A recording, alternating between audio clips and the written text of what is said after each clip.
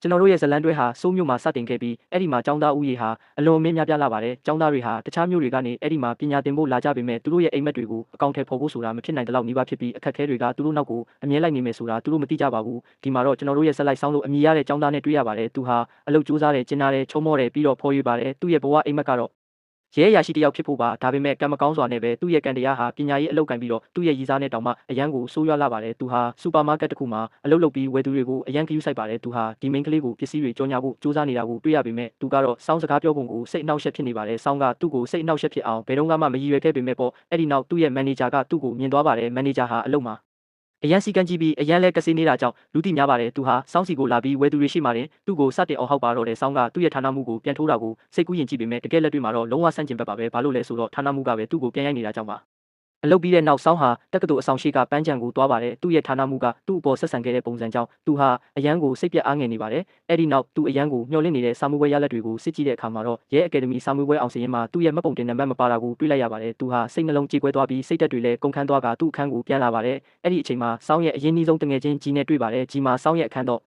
ာ့ရှိတာကြောင့်သူဝင်လာပြီးစောင်းကသူ့စပွဲမှာထိုင်ပြီးဝမ်းနဲ့ပန်းနဲ့ငိုနေတာကိုတွေ့လိုက်ရပါတယ်သူကဘာဖြစ်တာလဲလို့မေးတဲ့အခါစောင်းကရဲအကယ်ဒမီစာမှုပွဲကြာသွားတဲ့အကြောင်းပြောပြပါတယ်ကြီးကသူ့ကိုနည်းနည်းလောက်နှစ်သိမ့်ပေးဖို့ကြိုးစားပါတယ်နောက်ပိုင်းမှာစောင်းကသူ့ရေးစားစာရနဲ့တွားတွေ့ပေမဲ့ရုတ်တရက်စာရာကသူ့ကိုလမ်းခွဲချင်တယ်လို့ပြောလိုက်ပါတယ်သူဟာပို့ပြီးတော့တောင်စိတ်မကောင်းဖြစ်သွားပြီးအရာရာတိုင်းမှာသူ့ရဲ့ကံတရားဟာတကယ်ပဲဆိုးရွားလာတယ်ဆိုတာသိလိုက်ရပါတယ်အဲ့ဒီနောက်အင်ရှင်ကသူစီကနေအိမ်လခတောင်းပါတယ်ဆောင်းဟာအိမ်လခနှစ်လစာနောက်ကျနေပြီဖြစ်ပြီးသူ့မှာပတ်စံမရှိဘူးလို့ပြောတဲ့အခါအင်ရှင်ကသူ့ကိုအိမ်ပေါ်ကနှင်းချလိုက်ပါတယ်ဆောင်းဟာသူ့ရဲ့အဝတ်စားတွေနဲ့စာအုပ်တွေကိုယူပြီးသူ့အလုပ်လုပ်တဲ့စူပါမားကတ်ထဲမှာတွားအိပ်ရပါတယ်နောက်တစ်နေ့မှာသူ့ရဲ့မန်နေဂျာကသူ့ကိုကိုတောင်ထဲမှာအိပ်နေတာတွေ့သွားပြီးဒေါသထွက်ကသူ့ကိုအလုပ်ကထုတ်လိုက်တဲ့အပြင်လစာပေးဖို့ကိုလည်းညှင်းဆန်လိုက်ပါတယ်ဆောင်းကထွက်လာပြီးသူ့တငယ်ချင်းကြီးနဲ့တွားတွေ့ပါတယ်သူဟာအလုပ်ကောအိမ်ကောကနေနှင်ထုတ်ခံလိုက်ရတဲ့အကြောင်းပြီးတော့စာယာနဲ့လည်းလမ်းခွဲလိုက်ရတဲ့အကြောင်းပြောပြပါတယ်။ online မှာအလုပ်ရှာနေတော့မှတစ်ပတ်ကို3ရက်ပဲလုပ်ရပြီးလစာအရန်ကောင်းတဲ့အလုပ်ကြော်ညာတစ်ခုကိုသူတွေ့သွားပါတယ်။သူဟာစိတ်လှုပ်ရှားသွားပြီးအချိန်မဖြုံးတော့ပါဘူး။သူနဲ့ကြီးဟာအဲ့ဒီအလုပ်တင်နေရကိုချက်ချင်းသွားကြပါတယ်။သူတို့ရောက်တဲ့အခါဆောင်းဟာအသက်အရွယ်မျိုးစုံကလူတွေအဲ့ဒီအလုပ်ကိုလာလျှောက်နေတာတွေ့ရပါတယ်။အဲ့ဒီနောက်အဲ့ဒါဟာတကယ်တော့စေးတစ်တွေကိုစမ်းသပ်ဖို့စေတနာဝန်ထမ်းရှာနေတဲ့စေးရုံတစ်ခုဆိုတာသူသိလိုက်ရပါဒဲဆောင်းကလျှောက်ထားလိုက်ပြီးစစ်စစ်မှုတွေအများကြီးလောက်ကစာချုပ်မှာလက်မှတ်ထိုးပြီးစေးရုံမှာ3ရက်နေလိုက်ပါတယ်စေးရုံရဲ့ညွှန်ကြားချက်တွေကတော့ရိုးရှင်းပါတယ်အဲ့ရထဲမှာပဲနေစေးမှန်မှန်တောက်ပြီးတော့ငြိမ်ငြိမ်နေဖို့ပါပဲစမ်းသပ်မှုပြီးတဲ့နောက်ဆောင်းနဲ့တခြားလူတွေဟာသူတို့ရဲ့လစာနဲ့အတူစေးရုံမှာ3ရက်နေခဲ့တဲ့အတွက်နစ်နာကြေးတွေကိုပါရရှိကြပါတယ်အဲ့ဒီနောက်ဆောင်းဟာပတ်စံတွေရလို့အရန်ပျော်နေတာကိုတွေ့ရပေမဲ့ရုတ်တရက်သူဟာပြင်းထန်တဲ့ခေါင်းမှုဝေမှုကိုခံစားရပါတယ်သူမျက်မှန်ချုပ်လိုက်တဲ့အခါထူးဆန်းတဲ့အပြာရောင်လင်းနှန်းတွေပေါ်လာလိုက်ပျောက်သွားလိုက်ဖြစ်နေတာကိုမြင်ရပါတယ်။သူဟာပြင်းထန်တဲ့ခေါင်းကိုက်မှုကိုလည်းခံစားရတာကြောင့်သူ့စီမှာတစ်ခုခုထူးခြားနေပြီလို့တန်တရားဝင်လာပါတယ်။ဒါပေမဲ့နည်းနည်းစိတ်အေးသွားတဲ့အခါဆောင်းဟာဆေးရုံကနေမြ мян ထွက်လာပါတယ်။သူစာရာနဲ့တွားတွေ့ပြီးနှုတ်ဆက်ကပြန်ထွက်လာပါတယ်။နောက်ပိုင်းမှာတငယ်ချင်းကြီးနဲ့စားတောက်ဆိုင်မှာတွေ့ပြီးစာရာနဲ့လမ်းခွဲတဲ့အကြောင်းပြောကြပါတယ်။ဆောင်းကသူတို့တယောက်နဲ့တယောက်ပြီးခဲ့ဘူးတဲ့ကတိတွေကိုပြန်တတိယပြီးဆာရာဟာတကယ်တော့သူတို့နဲ့အတူတက္ကသိုလ်မှာပညာသင်ခဲ့ပြီးရဲအကယ်ဒမီစာမှုပွဲအောင်သွားတဲ့သူတို့တငယ်ချင်းဂျိုမိုကိုချစ်နေတာလို့ခံစားရကြောင်းပြောပါတယ်။အဲ့ဒီနောက်ဆောင်ဟာတက္ကသိုလ်အဆောင်ကိုပြန်သွားပြီးသူပေးစရာရှိတဲ့ပတ်စံတွေကိုပေးကနောက်ဆုံးတော့သူ့အခန်းကိုပြန်ရောက်သွားပါတယ်။အဲ့ဒီအချိန်မှာသူဟာအေဂျန်ပြီးစိတ်သက်သာရသွားပါတယ်။အဲ့ဒီနောက်သူဆာရာအခန်းကိုသွားပါတယ်။ဆာရာဟာလည်းအဲ့ဒီတက္ကသိုလ်အဆောင်မှာပဲနေတာပါ။သူဆာရာတကားကိုခောက်ပြီးစကားပြောဖို့ကြိုးစားပါတယ်။ဆာရာတကားဖွင့်တဲ့အခါသူဆာရာကိုဘလောက်လွမ်းကြောင်းနဲ့ဆာရာမရှိပဲသူဘလောက်ပင်ပန်းနေရကြောင်းပြောပြပါတယ်။သူဟာလမ်းခွဲရတဲ့တကယ်အကြောင်းရင်းကိုလည်းသိချင်နေပေမဲ့ဆာရာကသူ့ကိုဂယုမဆိုင်ဖဲအခန်းထဲဝင်ကတကားကိုသူ့မျက်နှာရှိမှတင်ပိတ်လိုက်ပါတယ်။ဆောင်းဟာစိတ်ထိခိုက်စွာနဲ့သူ့အခန်းကိုပြန်လာပြီးအိပ်ပျော်သွားပါတယ်။ခဏအကြာမှာသူနိုးလာတဲ့အခါအရန်နေမကောင်းဖြစ်နေပါတယ်။သူ့ရဲ့ကိုပူချိန်ကအရန်မြင့်နေပြီးတကိုယ်လုံးလည်းတုန်ခါနေပါတယ်။နောက်တနေ့မနက်မှာသူဖျားနာတာအတွက်ဆေးဝယ်ဖို့ဆေးဆိုင်ကိုသွားပါတယ်ဒါပေမဲ့လမ်းလျှောက်ပြန်လာတော့မှဆေးရုံမှာခံစားခဲ့ရတဲ့ထူးဆန်းတဲ့နာကျင်မှုနဲ့အားနည်းမှုကိုပြန်ခံစားရပါတယ်သူလမ်းဖြတ်ကူးတဲ့အခါအာယုံစူးစိုက်မှုပျောက်ဆုံးသွားပြီးအဲ့ဒီအချိန်မှာပဲအရှိန်ပြင်းတဲ့ကားတစ်စီးကသူ့စီကိုပြေးဝင်လာပါတယ်ဆောင်းကကားကိုကြည့်လိုက်တဲ့အခါသူ့မျက်လုံးထဲမှာထူးဆန်းတဲ့အပြာရောင်လင်းတန်းတွေပြန်ပေါ်လာပါတယ်ရုတ်တရက်သူဟာကားပေါ်ကနေလင်းတို့တကောင်လိုမယုံနိုင်စရာအရှိန်နဲ့ခုန်ကျော်သွားပြီးမြေပြင်ပေါ်ကိုဘေးကင်းကင်းနဲ့ဆင်းသက်နိုင်ခဲ့ပါတယ်သူဟာစေးစမ်းတက်မှုပြီးနောက်သူ့စီမှာတခုခုထူးခြားသွားပြီဆိုတာသိလိုက်ရပါတယ်သူအခန်းကိုပြန်လာပြီးမျက်မှန်ပြန်တက်ပါတယ်ပုံမှန်ဆိုရင်သူမျက်မှန်မပါဘဲမမြင်ရပါဘူးဒါပေမဲ့မျက်မှန်ချုပ်လိုက်တဲ့အခါမှာတော့မျက်မှန်မပါဘဲအားလုံးကိုအကြည့်လင်းဆုံးမြင်နေရတာကြောင့်သူအံ့ဩသွားပါတယ်နောက်ပိုင်းမှာဆောင်းဟာသူ့စီမှာဘာတွေဖြစ်နေတာလဲဆိုတာအဖြေသိချင်လို့ဆေးရုံကိုပြန်သွားပါတယ်ဆရာဝန်တွေကဆေးစစ်မှုတွေအများကြီးလုပ်ပေမဲ့ရလဒ်တွေကိုကြည့်ပြီးဆရာဝန်ကသူဟာလုံးဝကျန်းမာနေပြီးစိတ်ပူစရာဘာမှမရှိဘူးလို့ပြောပါတယ်သူကဆောင်းကိုအိမ်ပြန်ခိုင်းပြီးနောက်တစ်ခါနေမကောင်းဖြစ်မှပြန်လာဖို့အကြံပေးပါတယ်ဆေးရုံကထွက်လာပြီးနောက်ဆောင်းဟာဂျီနဲ့တွေ့ပြီးတငယ်ချင်းတွေနဲ့အတူဘီလီယံသွားကစားကြပါတယ်ဆောင်းဟာတကယ်တော့ဘီလီယံဘယ်လိုကစားရမလဲဆိုတာမသိပါဘူးဒါပေမဲ့သူ့အလှည့်ရောက်တဲ့ခါမှာတော့သူဟာမယုံနိုင်စရာကောင်းတဲ့ဉာဏ်ရည်နဲ့ကျွမ်းကျင်မှုကိုပြသလိုက်ပါတယ်သူတငယ်ချင်းတွေဟာသူရုတ်တရက်ဘယ်လိုဖြစ်ပြီးဒီလောက်တော့သွားတာလဲဆိုတာကိုအံ့ဩသွားကြပါတယ်နောက်တနေ့မနက်မှာဆာရာဟာအလုပ်သွားဖို့ပြင်နေတော့သူ့တခါ မှာစားစရာအိတ်ချိတ်ထားတာကိုတွေ့ပါတယ်သူဟာအလုပ်အင်တာဗျူးအတွက်အလင်းလိုနေတာကြောင့်အဲ့ဒီစားစရာတွေကိုအဆောင်ဆောင်ကိုပေးခဲ့ပြီးထွက်လာပါတယ်လမ်းမှာဂျိုမိုနဲ့တွေ့ပါတယ်ဂျိုမိုကအလုပ်ကြောင့်ကင်းလှည့်နေတာပါသူကဘာလို့ပြေးနေတာလဲလို့မေးတဲ့အခါဆာရာကအလုပ်အင်တာဗျူးနောက်ကျနေလို့ရှင်းပြပါတယ်ဂျိုမိုကသူ့ကိုဆိုင်ကယ်နဲ့လိုက်ပို့ပေးမယ်လို့ကန့်လန့်တဲ့အခါဆာရာကချက်ချင်းပဲသဘောတူလိုက်ပါတယ်အဲ့ဒီအချိန်မှာစောင်းကလမ်းလျှောက်လာရင်ဆာရာဂျိုမိုနဲ့အတူဆိုင်ကယ်စီးသွားတာကိုမြင်သွားပါတယ်သူဟာချက်ချင်းပဲမနာလို့ဖြစ်သွားပြီးသူတို့နောက်ကိုလိုက်ပါတယ်သူဟာအမိုက်ပုံးတစ်ခုကိုတောင်ထူဆန်းပြီးတဘာဝမကျတဲ့ပုံစံနဲ့ခုန်ကျော်သွားကသူတို့နောက်ကိုမယုံနိုင်စရာအရှိန်နဲ့လိုက်နေပါတယ်နောက်ဆုံးတော့သူတို့ကိုမိသွားပြီးဆာရာကိုဒေါသတကြီးလှမ်းခေါ်ပါတယ်အဲ့ဒီအချိန်မှာပဲတန်ပိုက်တယ်လာတဲ့အလုပ်သမားတွေဖြစ်သွားပေမဲ့ဆောင်းကမမြင်ပဲအဲ့ဒီတန်ပိုက်နဲ့တိုက်မိတာမြေပြင်ပေါ်ကိုပြင်းပြင်းထန်ထန်လဲကျသွားပါတယ်ဆာရာကသူ့ကိုမြင်သွားပြီးဂျိုမိုကိုဆိုင်ကယ်ချက်ချင်းရက်ခိုင်းပါတယ်သူဆောင်းစီကိ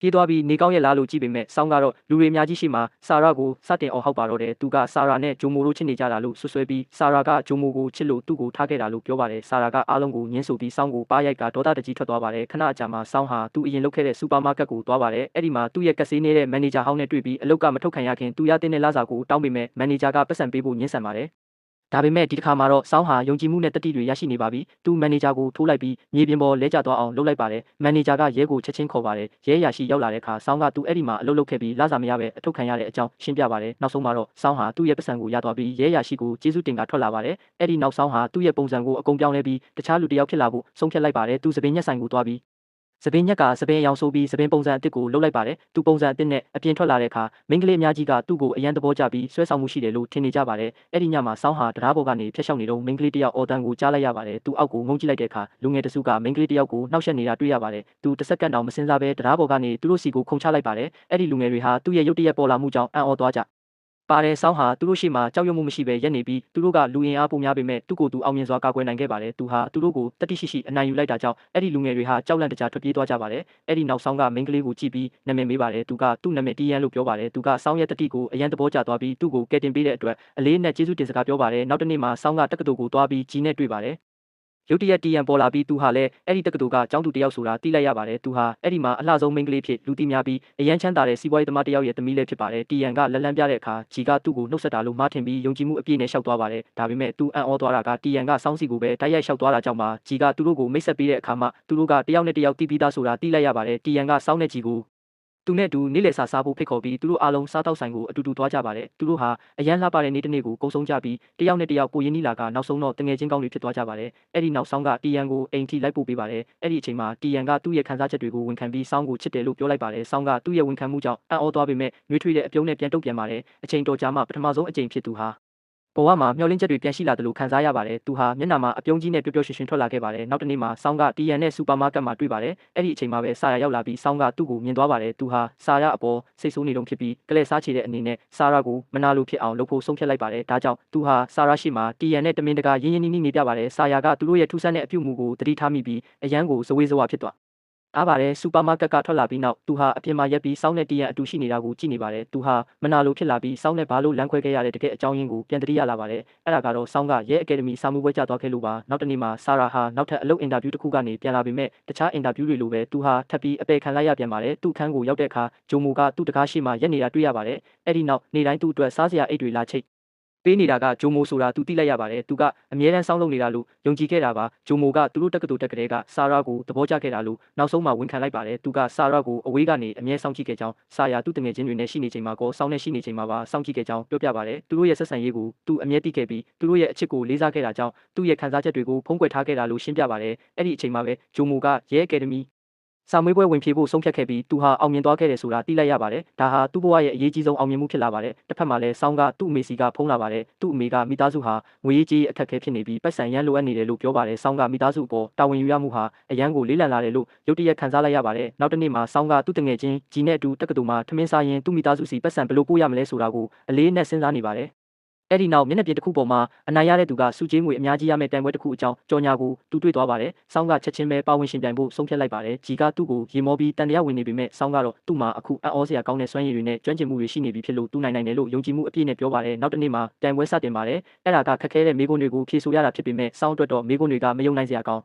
်းလောက်အောင်လွယ်ကူနေပါတယ်သူဟာအရာရာကိုအားစိုက်စရာမလိုပဲဖြေဆိုနိုင်ခဲ့ပြီးနောက်ဆုံးမှာတော့ပြိုင်ပွဲတစ်ခုလုံးမှာပထမဆုရရှိသွားပါတယ်စုချင်းငွေကတော့ဒေါ်လာ9တန်းဖြစ်ပါတယ်အနိုင်ရပြီးနောက်ဆောင်းကသူ့မိသားစုစီသွားလည်ပြီးသူရခဲ့တဲ့ပတ်စံတချို့ကိုပေးပါတယ်သူ့အမေကစာရအကြောင်းမေးတဲ့အခါသူကလိန်ပြောလိုက်ပြီးစာရကသူ့မိသားစုစီခဏခဏသွားလည်နေလို့အလုပ်များနေတာလို့ပြောလိုက်ပါတယ်နောက်ပိုင်းမှာဆောင်းကမြို့ကိုပြန်လာပေမဲ့ပြန်ရောက်ပြီးနောက်ရုတ်တရက်စာရခန်းထဲကထူးဆန်းတဲ့အတန်တစ်ခုကြ အားလိုက်ရပါတယ်သူချက်ချင်းပြေးသွားတဲ့အခါဆာရာတတိလစ်နေတာကိုတွေးလိုက်ရပါတယ်ဆောင်းကကြောက်လန့်တကြားနဲ့စိတ်ပူသွားပြီးဆာရာကိုဆေးရုံကိုချက်ချင်းပွေ့ချီသွားပါတယ်အဲ့ဒီနောက်ဆာရာကဆေးရုံမှာကုသမှုခံယူနေရတော့ဆောင်းကဆာရာအလုံးမပြုတ်သွားအောင်သူ့ကိုဇောက်ဝင်လုပ်ပေးပြီးကူညီပေးပါတယ်ဆာရာကုသမှုခံယူနေတော့ဆောင်းကသူ့နေရာမှာအလုပ်လုပ်ပေးနေတာပါဆာရာနောက်ဆုံးမှာနိုးလာတဲ့အခါပထမဆုံးတတိယတာကသူ့ရဲ့အလုပ်ပါသူချက်ချင်းထပြီးအလုပ်နေရာကိုပြေးသွားတဲ့အခါဆောင်းကသူ့အတွက်အလုပ်တွေအကုန်လုံးပေးနေတာကိုတွေးလိုက်ရပါတယ်သူတို့အလုပ်ပြီးတဲ့နောက်အိမ်ကိုအတူတူလမ်းလျှောက်ပြန်ကြပါတယ်လမ်းမှာဆာရာကစောင်းသူ့အတွက်လုပ်ပေးခဲ့သမျှအားလုံးအတွက်ကျေးဇူးတင်စကားပြောပါတယ်အဲ့ဒီနောက်ဆောင်းကဆာရာကိုသူ့အခန်းမှာနေလို့ရတယ်လို့ပြောပြီးတဖြည်းဖြည်းနဲ့သူတို့ရဲ့ဆက်ဆံရေးကပြန်ကောင်းလာပါတယ်ခဏကြာမှသူတို့ကဂျိုမိုနဲ့တူရှိနေတဲ့တီယန်နဲ့တွေ့ပါတယ်သူတို့၄ယောက်အတူတူအချိန်ခဏကုန်ဆုံးပြီးနောက်လမ်းခွဲလိုက်ကြပါတယ်ဂျိုမိုနဲ့ဆာရာတို့ကနှစ်ယောက်တည်းညစာစားဖို့တွားကြပြီးဂျိုမိုကဆာရာနေလို့မကောင်းဘူးဆိုတာသတိထားမိပါတယ်သူကဆာရာကိုစကားပြောပြီးသူ့ရဲ့ခံစားချက်တွေကိုနားလည်ဖို့ကြိုးစားပါတယ်တစ်ဖက်မှာလည်းဆောင်းနဲ့တီယန်တို့ကလည်းအတူတူစားနေကြပါတယ်ဒါပေမဲ့တီယန်ကစကားပြောဖို့ကြိုးစားတိုင်းဆောင်းကဘာမှပြန်မပြောတတ်တော့ပါပဲအဲ့ဒီအစားသူဟာဆာရာနဲ့အတူကုန်ဆုံးခဲ့တဲ့အချိန်တွေပြောစရာအမှတ်တရတွေတယောက်နဲ့တယောက်ပေးခဲ့တဲ့ဂတိတွေပြီးတော့သူတို့ရန်ဖြစ်ပြီးပြန်ချစ်ခဲ့ကြတဲ့အချိန်တွေကိုပဲအမြဲတတိယနေပါတယ်သူဟာအထူးသဖြင့်သူတို့နှစ်ယောက်ကလွဲလို့ဘယ်သူမှမသိတဲ့သူတို့ရဲ့လှုပ်ဝက်နေရလေးဖြစ်တဲ့လှုပ်ဝက်ပန်းချံလေးကိုတတိယနေပါတယ်အဲ့ဒီအချိန်မှာဆောင်းကခဏလောက်တယောက်တည်းလမ်းလျှောက်ဖို့ဆုံးဖြတ်လိုက်ပါတယ်အဲ့ဒီအချိန်မှာပဲဆာယာကလည်းတယောက်တည်းလမ်းလျှောက်နေပြီးတိုက်ဆိုင်ပဲသူတို့နှစ်ယောက်လုံးသူတို့ရဲ့လှုပ်ဝက်ပန်းချံနာမှာစုံကြပါတယ်သူတို့အဲ့ဒီမှာနောက်တစ်ချိန်ပြန်စုံကြပြီးအဲ့ဒီလိုစိတ်လှုပ်ရှားစရာကောင်း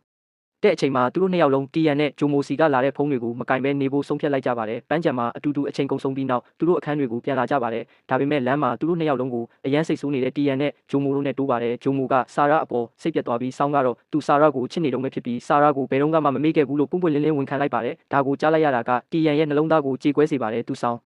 ကိုပါရိုက်ပြီးဒေါသတကြီးထွက်သွားပါတယ်။အဲ့ဒီအချိန်မှာပဲဂျိုမိုကဆာရာကိုလက်ဆောင်ပါတယ်။အိတ်တအိတ်ပေးပြီးဘာမှမပြောဘဲထွက်သွားပါတယ်။နောက်တစ်နေ့မှာဆောင်းသူ့အခန်းမှာရှိနေတော့ဆာရာကဖုန်းဆက်ပြီးသူ့ကိုခေါင်းမိုးပေါ်လာခဲ့ဖို့ပြောပါတယ်။အဲ့ဒီမှာဆာရာကဆောင်းပေါ်ခံစားချက်အသစ်တွေပြန်ရှိလာပြီလို့ပြောပြပါတယ်။ဆောင်းကအရန်ကိုပြောသွားပေမဲ့အဲ့ဒါကိုအပြင်မှာတိတ်မပြတ်မိအောင်စူးစမ်းထိန်းထားပါတယ်။အဲ့ဒီနောက်ဆာရာကသူတို့ရဲ့ဆက်ဆံရေးကိုပြန်စတင်ပြီးအတူတူပြန်တွဲကြဖို့ဆုံးဖြတ်လိုက်ပါတယ်ဆောင်း